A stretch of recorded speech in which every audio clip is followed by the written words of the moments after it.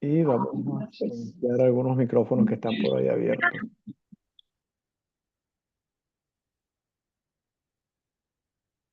Ok, muchachos, buenas noches.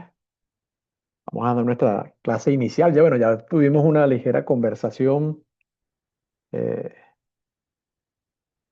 ya estuvimos en la clase inicial donde hablamos de nuestro contenido, ¿no?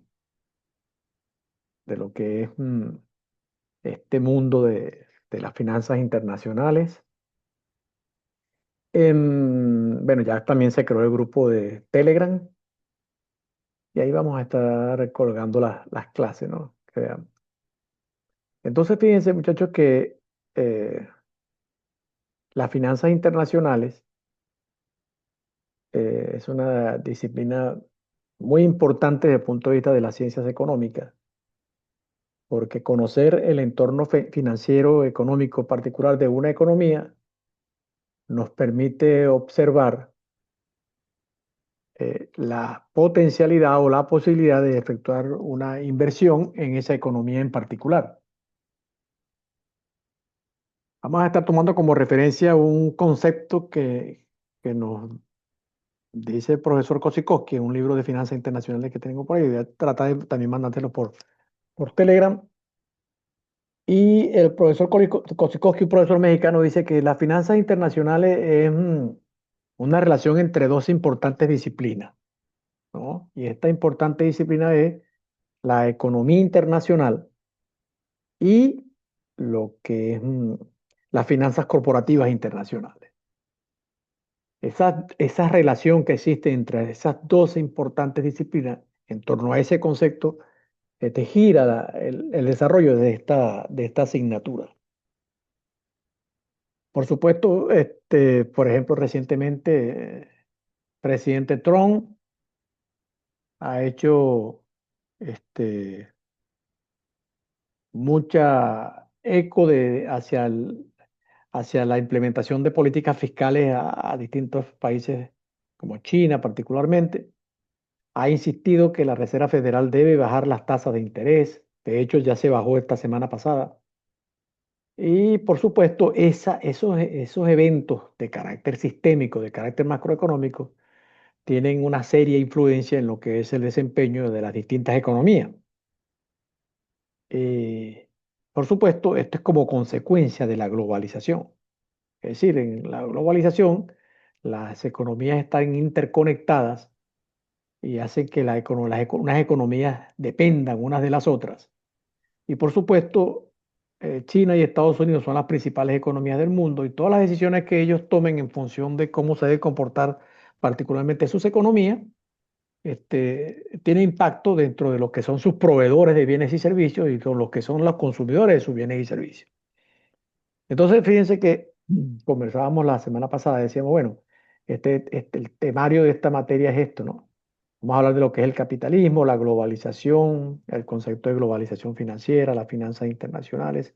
Ayer hablamos un poco de esto en banca y finanzas, conversamos un poco de estos temas el miércoles. Eh, Hablamos de economía internacional, vamos a hablar de los bancos centrales, la paridad del poder adquisitivo. Y estos son, si ustedes observan, esto particularmente es como la primera parte del programa, pues, esto que está aquí. Es decir, es lo que es la economía internacional, esto que está aquí. Economía internacional.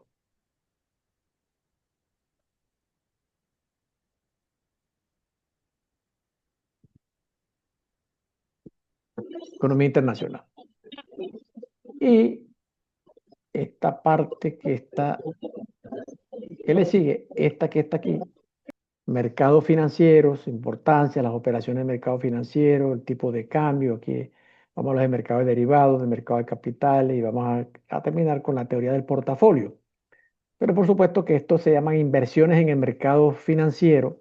Vamos a hablar de los productos financieros, pero también vamos a hablar de lo que son las inversiones directas, porque todas aquellas inversiones que se hacen en los mercados financieros se llaman inversiones indirectas.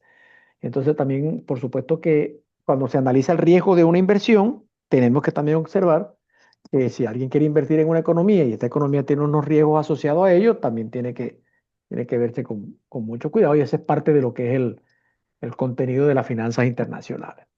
Por supuesto, en la medida que vayamos avanzando, ustedes pueden ir haciendo preguntas, pueden, si tienen alguna duda de lo que estoy conversando, ustedes pueden intervenir y si tienen alguna inquietud, preguntarla.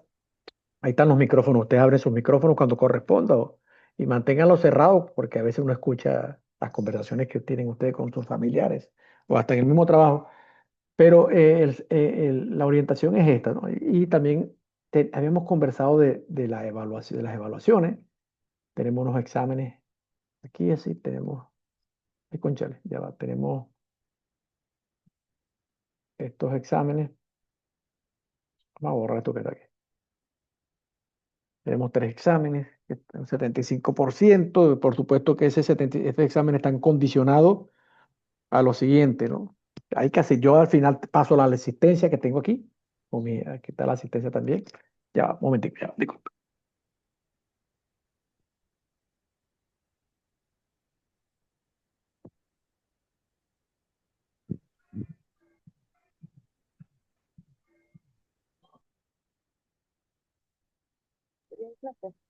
Y como les decía entonces, fíjense que eso está condicionado, que tenemos que asistir a clases. El estudiante que no asiste a clases, estos exámenes generalmente lo hacemos en parejas, que si no asiste a clase, ese estudiante va a presentar solo y tiene una evaluación distinta, pues.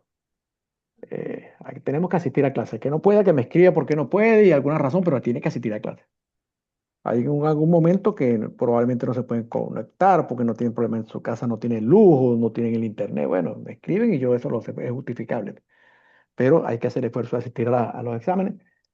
Estos son exámenes de análisis. Aquí copia de ChatGPT, copia de Gemini, copia de Copilot tampoco se acepta. O sea, eso va a ser bien definido, párrafos específicos.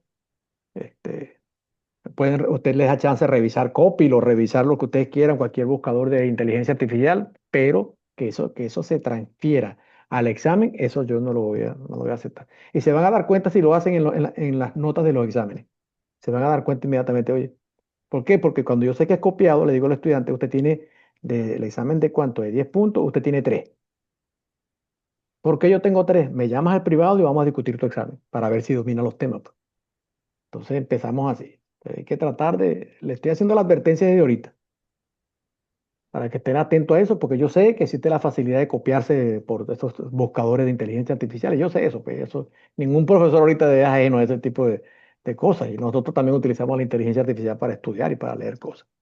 Ok, tenemos también una investigación grupal final.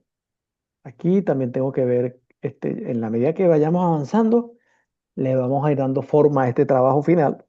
Y aquí están las fechas cuando los van a entregar. Ya esto está en la información inicial que se colocó en el grupo de Telegram. Aquí ahorita hay 50 y tantos estudiantes. Déjame mostrarles también la asistencia. Déjame mostrar aquí. Aquí estamos, aquí está la asistencia. Probablemente puede ser que algunos alumnos no estén aquí. Puede ser, ¿no? Estos son los de contabilidad, de contaduría. De contaduría hay, como pueden ver, 40 alumnos. Aquí están los de banca y finanzas, que son 18, o sea, son 58 estudiantes. Ahorita están conectados 47, faltan 11 estudiantes. Bueno, ya veremos después. Ok. em,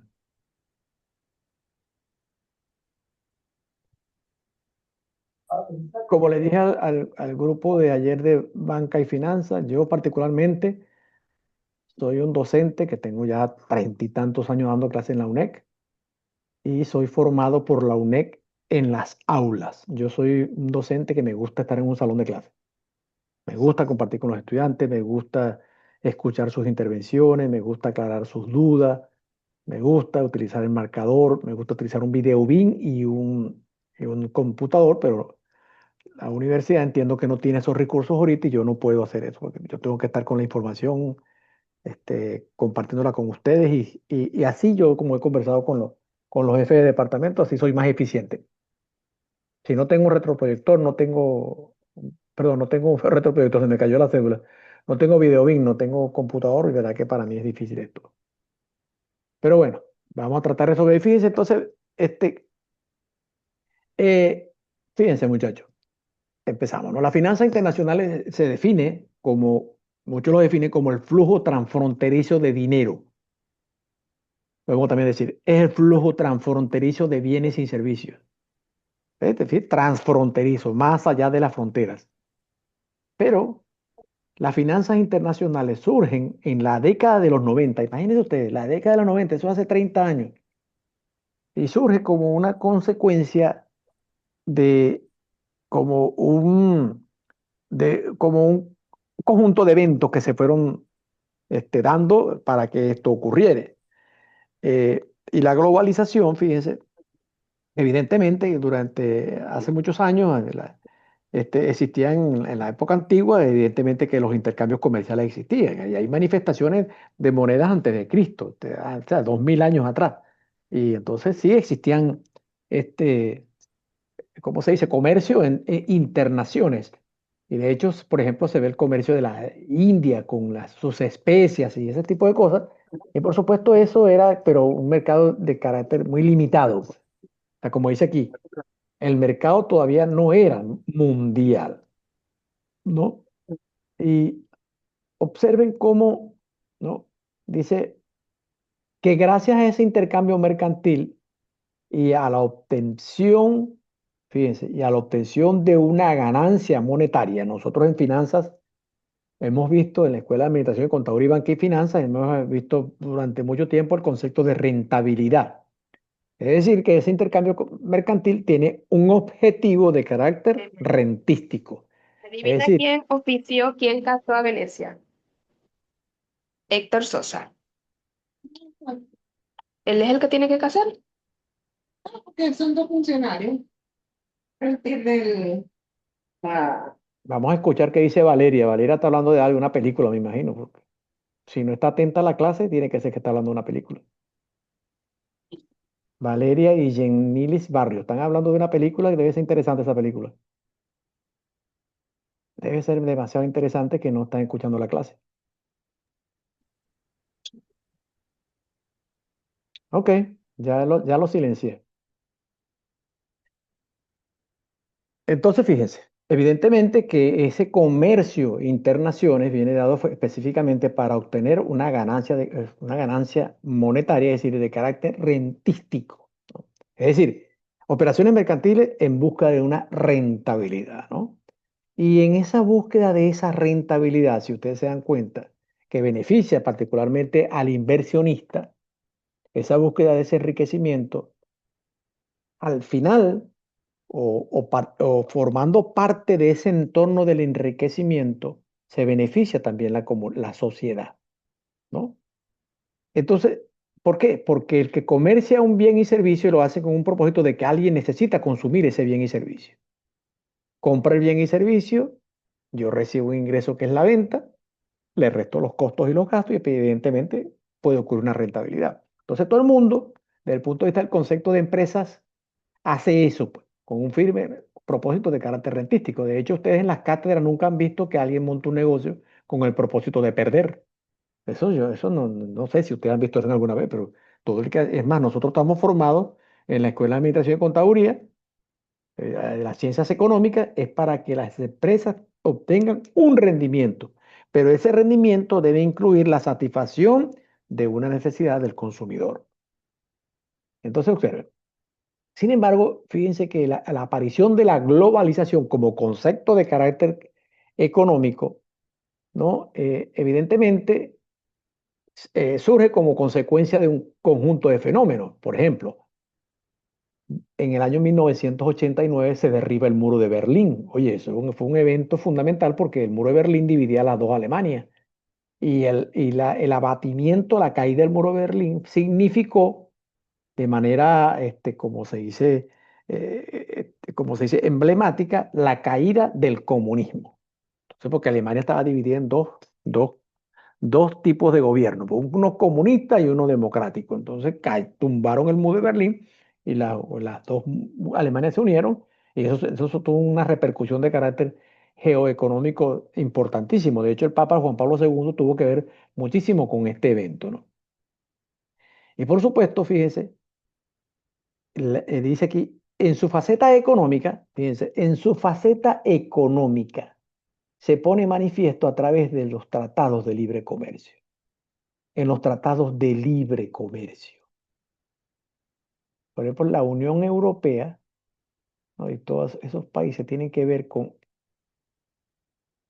esto, cómo la libre actividad comercial, el intercambio que se da entre las distintas economías, producto del libre comercio, permite entonces que las fuentes de financiamiento y los mercados de consumidores ya no se ubican de manera local, es decir, en una economía en particular, sino que esas oportunidades de negocio están más allá de las fronteras de donde está usted ubicado, más allá de Venezuela, de Chile, de Perú, de Colombia o de Estados Unidos. Y eso se debe particularmente a eso del libre comercio, o sea, el libre intercambio. Y si ustedes observan el concepto de finanzas internacionales, es el flujo transfronterizo de bienes y servicios que ocurre entre economía producto del libre comercio. Entonces, fíjense qué interesante que podemos construir entonces ya un concepto de finanzas internacionales, pero eso está atado al libre comercio. El comercio internacional está atado al libre comercio, pero las finanzas internacionales tienen unas diferencias muy marcadas entre lo que es el comercio internacional. Y eso lo vamos a ir conociendo en la medida que vayamos avanzando, pero observen. Particularmente entonces este libre comercio donde existen oportunidades de negocio más allá de la frontera, eso permite entonces que como el mercado es mucho más grande ahora, eso entonces implica que usted tiene que elaborar más bienes y servicios. Y si tiene que elaborar más bienes y servicios, incrementa la producción. ¿Y quiénes incrementan la producción? La producción las incrementa el capital privado. El capital privado, es decir, la inversión privada.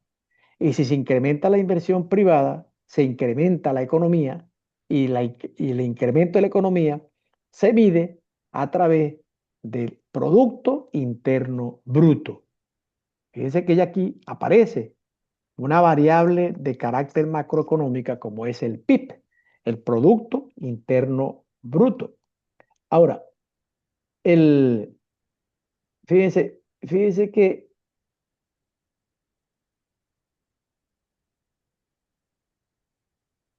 sí, sí, evidentemente no está la del capitalismo, pero ya la vamos a ver. Alguien está preguntando en el chat eso, ¿no? Entonces, fíjense, ese incremento del Producto Interno Bruto es producto de esto que está aquí, como lo ve, que el incremento de la producción a través del libre comercio. Ahora, sin embargo, fíjense, la globalización toma, toma como elementos particulares los, las características del capitalismo, porque el libre comercio es una característica del capitalismo. Y el capitalismo es una figura que utilizó por primera vez Carlos Marx en su libro El Capital, ¿no? Y él hizo sus caracterizaciones de lo que es el capitalismo. Y sin embargo, eh, Adam Smith, que como se le califica como el padre del capitalismo, ¿no? Plantea, ¿no? Que ese interés en el enriquecimiento individual hace que de manera indirecta e inconscientemente se beneficie la sociedad. Y entendemos, pues los empresarios en su intento por satisfacer la demanda, en su intento por vender para satisfacer las necesidades, consigue una ganancia. Y eso se llama riqueza. Y él plantea que, por tanto, el Estado no debería intervenir en la economía, dejando que los empresarios compitan entre ellos dentro de ese mercado. Es decir, que la competencia entre empresas haga que se beneficie la sociedad y haga que crezca la economía. Entonces, fíjense que cómo el capitalismo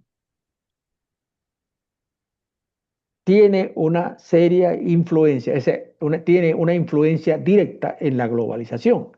¿Qué quiere decir entonces? Que la globalización como proceso económico, tiene como características el libre comercio, el respeto a la propiedad privada, la libre competencia, ¿no? Y en función de esos tres, particularmente de esos tres elementos, se busca una riqueza. Y en la búsqueda de esa riqueza, los ciudadanos obtienen los bienes y servicios. Y eso ustedes lo pueden ver fácilmente en la práctica. Ustedes se dan cuenta como, por ejemplo, en el caso de, así, moderno, los teléfonos celulares ahorita, usted ve la evolución que han tenido los teléfonos celulares y la competencia que existe entre las empresas de telefonía celular. Y usted dice, wow, o sea, es increíble cómo ellos han avanzado. ¿Y quién hace eso? El empresario privado. Por ejemplo, la aparición de las vacunas que ha permitido eh, que las personas tengan un mayor nivel de vida, alcancen un promedio de casi 80, 90 años, y eso, y las vacunas las elabora el sector privado. Y la gran mayoría de los desarrollos de carácter tecnológico vienen del sector privado. Y eso, fíjense, cómo esas empresas compiten, por ejemplo, la Ford con la General Motors, para tener los mejores vehículos. ¿Y quiénes se benefician con un mejor vehículo? La sociedad. Y fíjense la cantidad de empleados que hay producto del crecimiento empresarial. Entonces, el sector empresarial, desde el punto de vista de la globalización, del corte privado, es necesario. Evidentemente, no hay ni capitalismo puro, sino que hay ciertas variantes, hay de centro derecha, hay de centro, o sea, y así van, pues, unos toman una parte del capitalismo, otros toman otra parte, pero particularmente la globalización toma estos elementos. ¿Qué quiere decir entonces? Que aquellas economías que no tengan ni libre mercado, ni respetan el capital privado, y son los que hacen todo dentro de la economía, que es el Estado, esas no son economías globalizadas. Entonces empezamos a ver las diferenciaciones y las vamos a ir marcando en la medida que vayamos desarrollando la actividad.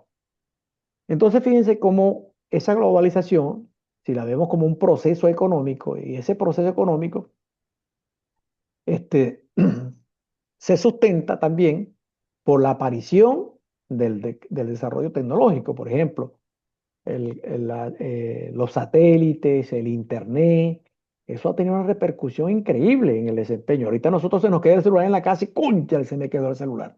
Entonces, ¿por qué? Porque eso es parte, ha empezado a formar parte de nuestra sociedad, de nuestra cultura, pero eso también es producto de los avances tecnológicos. Y eso ha permitido que usted pueda ver en línea cómo cerró el mercado bursátil, cuál es el Producto Interno Bruto de Colombia, cuál es el Producto Interno Bruto de España o de cualquier economía en la cual usted quiere invertir, y esa información está en la web. Ahora con la inteligencia artificial, usted puede, a través de un prompt, usted le puede indicar a un buscador de inteligencia artificial que le explique las condiciones de cualquier economía y se las va a explicar, pues. Lo importante es que entendamos qué nos quiere decir esa explicación. Y por supuesto, eso ha hecho que las economías estén interconectadas unas con otras, ¿no? Y vemos que los mercados ahora se tratan como ver como uno solo, ¿no? Hemos adoptado culturas que no son particularmente nuestras a través de esa globalización. Por ejemplo, como el Halloween, que todo el mundo celebra aquí en Venezuela Halloween, y muchas veces no sabemos ni el origen de eso, pero nos disfrazamos, nos ponemos una máscara, una cosa de esa, pero eso no es una cultura nuestra, es una cultura irlandesa. Y ustedes ven nosotros, la fiesta de Halloween se ha transformado en un comercio, pero bueno, eso es parte de la globalización, porque eso ha generado ese creciente cambio de forma de ver de manera cultural, no solamente de carácter económico. Y así, y así. Entonces, fíjense que esos cambios económicos y hasta políticos, pero desde el punto de vista político, tiene que girar en torno a lo que es el capitalismo. O sea, el dirigente político que se quiere insertar su país en una economía global sabe que sus lineamientos tienen que ver con el libre mercado, no con los controles, sino con el libre mercado, y sabe que tiene que limitar la actividad del Estado en los asuntos de carácter económico, porque generalmente esas empresas en manos del Estado lo que terminan siendo son centros de corrupción, centros de contratación de personal de la familia, hasta se transforma como hasta en los dueños de esas empresas, y porque son del Estado, y como dice por ahí coloquialmente, eso no tiene de oriente, entonces, Por eso es que se privilegia el capital privado, pues, porque el capital privado sí le duele a los inversionistas. Entonces, gira en torno a todo esto que estamos viendo, ¿no? Y este, el impacto de la globalización, fíjense que tiene una repercusión en la esfera social y ambiental de los países, ¿no? Traducido en una extensión mundial de las causas y efectos del capitalismo. Por ejemplo, el crecimiento económico es un efecto como consecuencia del libre mercado. ¿Y cuál es la causa? El libre mercado, el respeto a la propiedad privada, escasa intervención de los gobiernos en los asuntos económicos, la libre competencia. Eso, desde el punto de vista de la teoría capitalista, promueve el crecimiento económico, como nos lo dice aquí. Evidentemente, ese intercambio de bienes y servicios, como está en la gráfica, en la figura, más allá de la frontera, se produce como consecuencia de esto que estamos viendo aquí.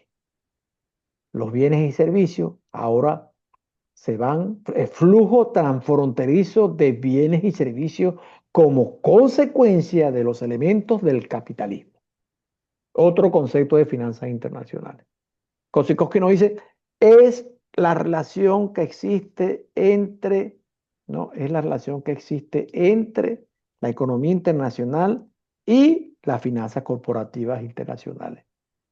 Eso lo podemos ver desde el punto de vista del riesgo de la inversión, pero particularmente las finanzas internacionales es el flujo transfronterizo de bienes y servicios como consecuencia de la utilización de los elementos del capitalismo. ¿Y cuáles son esos elementos del capitalismo? El libre comercio, el libre mercado, que es la misma cosa, ¿no? El respeto a la propiedad privada y escasa intervención de los gobiernos en los asuntos de carácter económico. Ok. Sigo. ¿Vamos bien? ¿Me van entendiendo? ¿Alguna duda? Sí, profesor, Ninguna, profe. claro hasta ahora. Ok. Sí. Cualquier duda, me interrumpen. Nos quedan 10 minutos ahorita porque esto es una sesión de Zoom de 40 minutos. Si se me corta, nos conectamos otra vez. Entonces continúo. Ahora, fíjense. Evidentemente, evidentemente, la globalización, como lo hemos conversado, es un instrumento para el mercado. ¿Y cómo es esto? Bueno, porque ahora nuestros consumidores no solamente están ubicados en Chile, están ubicados en China, en Estados Unidos, en México, en Canadá. ¿Por qué? Porque usted puede ahora con el libre comercio, su producto es competitivo y puede vender sus productos allá donde se necesite, no solamente en el mercado. ¿Y qué tiene que hacer usted para que ese producto se pueda ser vendido en esa frontera? Ser competitivo. ¿Y qué es ser competitivo? Tener ventajas competitivas. ¿Y qué es tener ventajas competitivas? Es tener un producto que sea atractivo al mercado, que sea distinto, que los consumidores lo prefieran a usted antes que al otro.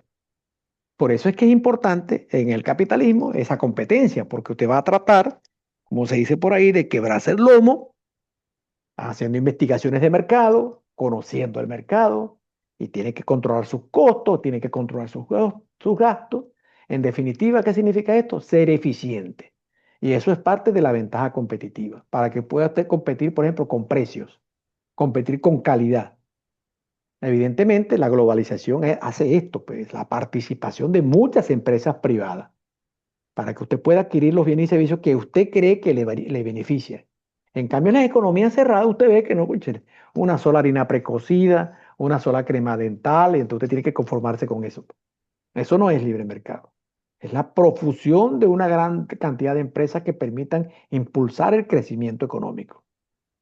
Y eso hace posible esto, fíjense. Como consecuencia de ello, entonces las actividades industriales evidentemente crecen, ¿no? Los bienes y servicios son exportados y hasta ahorita hay muchos, usted conocen compañeros suyos que trabajan en línea. Ahora usted trabaja desde la casa. Ahora muchas veces producto del libre mercado, usted puede ir a trabajar en cualquier parte del mundo, porque usted es especialista en redes y yo no sé qué broma, o es especialista en banca y finanzas, entonces usted lo necesitan por allá, por otro país. Y eso es parte también de la globalización. Ahorita con la internet también muchas personas trabajan desde su casa y ofrecen sus servicios a muchas empresas que lo necesitan. Esto de residen donde es más bonito, no, esto no es tan relevante como lo que hemos visto aquí. Y por supuesto, fíjense que en la globalización los mercados tratan de integrarse, ¿no? Hay integraciones, por ejemplo, como la Unión Europea, que es la integración clásica. Durante mucho tiempo tuvo el Tratado de Libre Comercio del NAFTA de Estados Unidos con México y Canadá. Y por ahí, dice aquí Samuel Bolívar, profesor, según el libro de Kosikowski, ¿puede existir crisis globales? Claro, claro que sí. Producto, por ejemplo, hemos tenido crisis financiera. En el año 2008 tuvimos la última crisis financiera. La pandemia generó una crisis global. Claro que sí. O sea, cuando se afectan las principales economías, tenemos crisis globales. Entonces, por ejemplo, dice que si Trump implementa las medidas arancelarias, puede generar una crisis global porque muchas economías dependen unas de la otra, pues. Evidentemente que sí. Sí, en la medida que vayamos avanzando, vas a ir entendiendo mucho más esto. Por supuesto que la eficiencia hace que los costos, el precio surge como consecuencia del costo. Entonces, si usted es eficiente en su costo, probablemente pueda tener posibilidad de competir con precios. Pues las empresas multinacionales que se instalan en muchos países generan también empleos en esos países. El crecimiento del empleo es una variable del Producto Interno Bruto, del consumo y el empleo de los recursos. Consumo, el gasto, la inversión generan empleo y eso hace que las economías crezcan, pues. Por supuesto que el advenimiento de la tecnología, información y la comunicación hacen que muchas empresas que tengan esos progresos de carácter tecnológico lleguen hasta esos lugares. Y por supuesto que existe un aumento de la competitividad y la economía de escala. La economía de escala es producto de la eficiencia en el uso de los recursos. Hay empresas que tienen economías de escala. ¿Por qué? Porque esa empresa utiliza con mucha eficiencia sus recursos.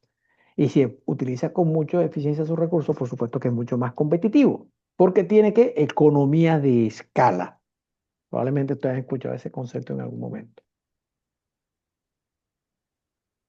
Y los desventajas, evidentemente, este, la influencia que tienen las grandes economías en las economías pequeñas. Muchas veces se pueden atender a crear monopolio. Por ejemplo, Amazon. Amazon ha sido demandado por monopolio porque, wow, o sea, una gran empresa que entonces absorbe las pequeñas. Esas son las desventajas de la globalización.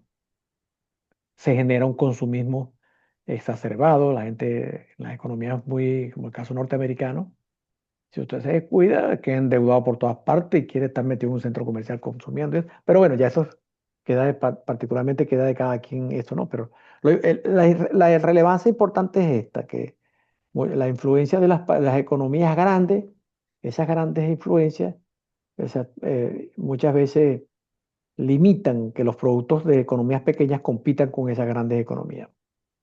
Pero bueno, como decía, usted puede aprovechar sus ventajas comparativas y sus ventajas competitivas y tratar de insertarse dentro de estos conceptos de la globalización con unas estructuras económicas serias, pues. Y lo que sí se puede entender es que se observa que las fronteras entre los países tienden a borrarse, a difuminarse. Y eso como consecuencia del libre mercado. Del libre mercado, evidentemente, cada economía establece sus barreras arancelarias que muchas veces limitan el acceso a bienes y servicios, también protegen mucho sus economías para tratar de limitar el acceso de productos que pueden competir con los suyos. Fíjense que ahí se distorsiona un poquito el concepto porque no es tan libre de manera, porque los conceptos son los que estamos conversando, pero mucha gente, las economías muchas veces los gobiernos intervienen, como hace Trump. Trump ha sido caracterizado por ser antiglobalizador.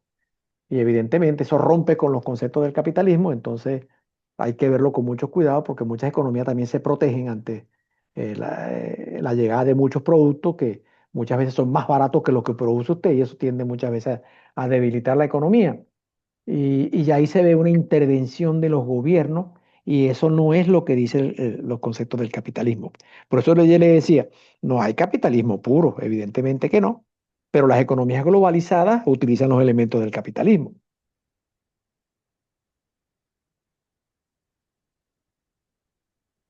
Y fíjense que con estos conceptos, vean que de carácter general de lo que es la globalización, caemos en lo que nos interesa a nosotros. Y venimos de lo general, ¿no?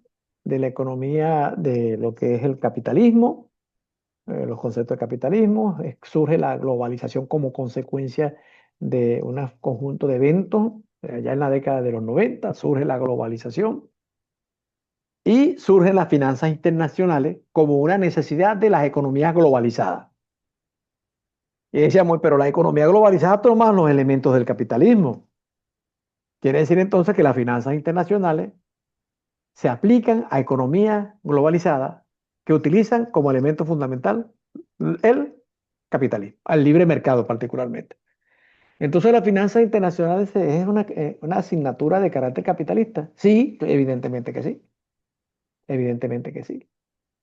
Es decir, que esta no es, las finanzas internacionales se aplican a economías estatistas, comunistas, o sea, leninista ni marxista. No, no. Esto es una economía de Adam Smith, que es del libre mercado. Es una asignatura que gira en torno a esto. No, no hay cabida aquí. O sea, eso se contraviene que esto no es para economías comunistas, pues, sino para economías globalizadas, para economías capitalistas. Entonces las finanzas internacionales surgen como consecuencia de la globalización. Y particularmente se gira en torno a la globalización económica financiera. Si se me corta, nos conectamos nuevamente, muchachos. Entonces, fíjense, definimos la globalización financiera después que tenemos todo